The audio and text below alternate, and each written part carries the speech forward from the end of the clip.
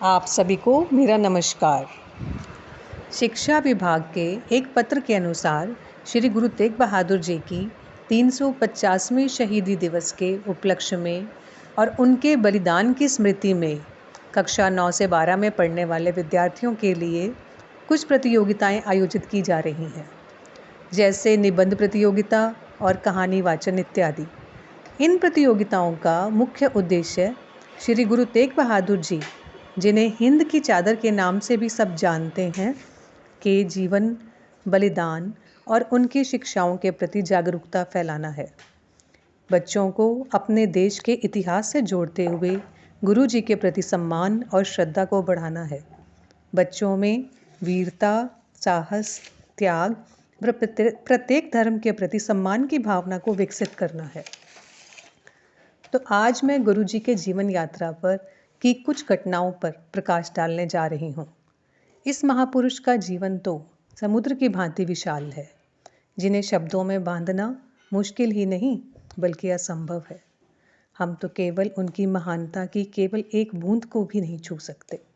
फिर भी हम कोशिश करेंगे कि उनके जीवन के कुछ पहलुओं पर चर्चा कर सकें। सिखों के 9वें गुरु श्री गुरु तेग बहादुर साहिब जी, जिन्हें हिंद की चादर भी कहा जाता है, का जन्म 1 अप्रैल 1621 में अमृतसर में हुआ। उनके पिताजी का नाम श्री गुरु हरगोविंद साहिब जी, जो कि सिखों के 6ठे गुरु थे, व माता का नाम नानकी जी था। उनके बचपन का नाम त्यागमल था। वे बचपन से ही बड़े धार्मिक, आध्यात्मिक और संत स्वभाव के थे। उनके बचपन की एक घटना, जब वो 4 साल के थे, उनके बड़े भाई की शादी थी।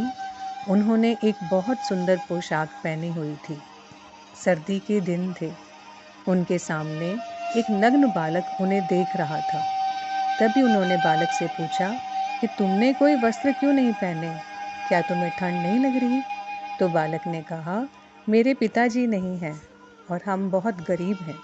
मेरी माताजी मुझे वस्त्र नहीं दिला सकती।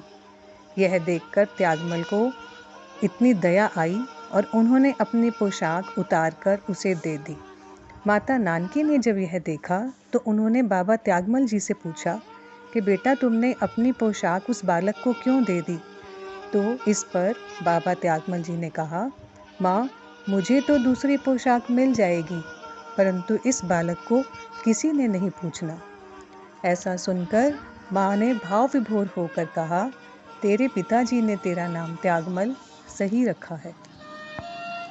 उनकी प्रारंभिक शिक्षा में गुरुमुखी, हिंदी, संस्कृत भाषाओं का ज्ञान, भारतीय धार्मिक दर्शन, तलवारबाजी, तीरंदाजी, घुड़सवारी आदि शामिल थे, जो कि उन्होंने अपने पिता श्री हरगोविंद साहिब जी, भाई गुरदास जी व बाबा बुड्ढा जी के नेतृत्व में और मार्गदर्शन में प्राप्त की थी। इसके बाद उन्होंने सैनिक शिक्षा भी प्राप्त की। 1634 में वे अपने माता पिता के साथ करतारपुर में आ गए। जब वो 14 वर्ष के थे, वहाँ मुगलों के साथ हुए युद्ध में उन्होंने सक्रिय भाग लिया। उन्होंने अपनी वीरता और बहादुरी का प्रदर्शन किया और अपनी तलवार के बड़े जोहर दिखाए। उनके पिताजी ने जब यह देखा तो कहा, यह तो तलवार का धनी है। तेग का अर्थ होता है तलवार। उन्होंने अपने पुत्र का नाम त्यागमल से तेग बहादुर रख दिया। इसके बाद भाई लालचंद जी की पुत्री कुमारी गुजरी कौर जी से उनका विवाह हुआ। 1664 में उन्होंने गुरुगद्दी संभाली और गुरुगद्दी संभालने के बाद सबसे पहले वो श्री अमृतसर साहिब में दर्शन करने के लिए गए। इसके बाद वो किरतपुर साहिब व खंडूर साहिब भी दर्शन करने के लिए गए। 1665 में उन्होंने बिलासपुर के राजा भीमचंद से कुछ ज़मीन खरीदी और वहाँ आनंदपुर साहिब नाम का एक शहर बसाया, जिसका अर्थ है आनंद का स्थान। गुरु साहिब ने सच का प्रचार करने व श्री गुरु नानक साहिब जी की शिक्षाओं का प्रचार करने के लिए विभिन्न स्थानों का दौरा किया, जिसमें उन्होंने पंजाब से शुरू करके कुरुक्षेत्र, दिल्ली, मथुरा, आगरा, प्रयाग, बिहार व गया ऐसे कई स्थानों पर गए। जहाँ जहाँ भी वे गए वहाँ वहाँ पर गुरुद्वारा साहिब है। हर स्थान पर गुरु जी की कई साखियाँ हैं। जब वे प्रचार पर थे तब उन्हें खबर मिली कि उनके घर एक पुत्र का जन्म हुआ है। ये बालक कोई और नहीं बल्कि दशमेश पिताजी श्री गुरु गोविंद सिंह साहिब जी, जो आगे चलकर सिखों के 10वें गुरु बने थे। 1675 में औरंगजेब का मुगल शासनकाल का समय था। इस समय हिंदुओं को ज़बरदस्ती धर्म परिवर्तन करवाया जा रहा था। धर्म परिवर्तन ना करने वाले हिंदुओं को बड़ी यातनाएं दी जा रही थी। कई मंदिर तोड़े गए, हिंदुओं पर ज़बरदस्ती टैक्स लगाए गए। हिंदुओं का जीवन बहुत ही कठिन होता जा रहा था। ऐसे में हिंदू धर्म की रक्षा के लिए कश्मीरी पंडितों ने श्री गुरु तेग बहादुर साहिब जी से मदद मांगी। कश्मीरी पंडितों के धर्म की रक्षा के लिए गुरु साहिब जी ने अपना बलिदान देने का फैसला कर लिया। उन्होंने कहा, जाओ औरंगजेब से कह दो, यदि वे गुरु साहिब जी से इस्लाम धर्म कबूल करवा सकें तो हम सब भी इस्लाम धर्म कबूल कर लेंगे, नहीं तो इन अत्याचारों को अभी रोक दो। यह सुनकर औरंगजेब पहले तो बहुत खुश हुआ।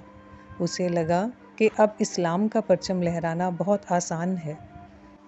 औरंगजेब ने अपने सैनिकों को आदेश दिया वे गुरु साहिब जी को बाइज्जत पर कड़े पहरे में दिल्ली लाया जाए। गुरु सिखों ने भी साथ चलने की बहुत जिद की। सभी ने बहुत आग्रह किया कि वे भी गुरु साहिब जी के साथ चलेंगे, लेकिन बहुत आग्रह करने के बाद गुरु साहिब जी ने 5 सिखों को साथ चलने की इजाज़त दी। बाकी सबको हुक्म दिया कि वे यहीं रहें। उन्हें तो सब पता था कि आगे क्या होना है, इसलिए वो अपने गद्दी का उत्तराधिकारी अपने पुत्र श्री गोविंद राय जी को बना गए थे। गुरु साहिब जी को कड़े पहरे में दिल्ली ले जाया गया।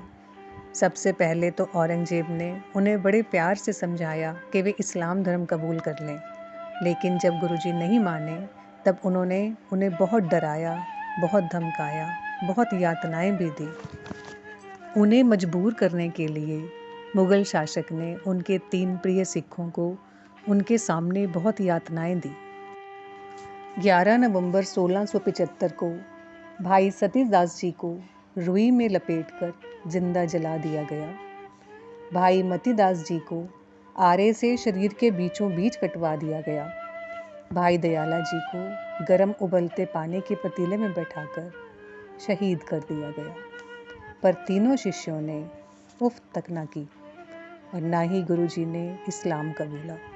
गुरुजी ने कहा, सभी धर्म समान हैं, सभी का सार मानवता की रक्षा करना है।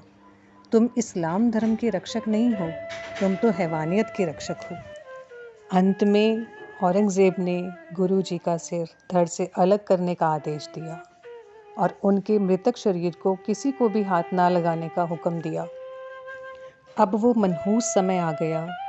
24 नवंबर 1675 को जब दिल्ली के चांदनी चौक में जल्लाद ने उनका शीश धड़ से अलग कर दिया, उसी समय तेज आंधी आई।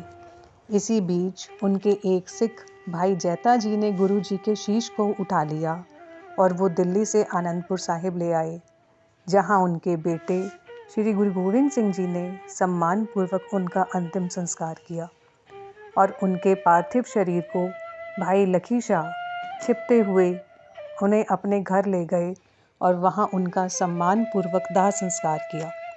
दाह संस्कार करने के बाद उन्होंने अपना घर भी जला दिया। दिल्ली के चांदनी चौक में उसी बलिदान वाले स्थान पर आज शीशगंज गुरुद्वारा साहिब है और जहां गुरुजी के पार्थिव शरीर का दाह संस्कार किया गया, आज वहां रकाबगंज गुरुद्वारा साहिब है। तब से उन्हें हिंद की चादर की उपाधि दी गई, जिसका मतलब है हिंदुस्तान का रक्षक। उनकी कुर्बानी मानव इतिहास में मानवाधिकार के लिए दिए गए सबसे बड़े बलिदानों में से एक है। तब से 24 नवंबर को शहीदी दिवस के रूप में याद किया जाता है। इतने बड़े महापुरुष के जीवन के बारे में बताते हुए यदि मुझसे कोई गलती हो तो मैं क्षमा चाहती हूँ।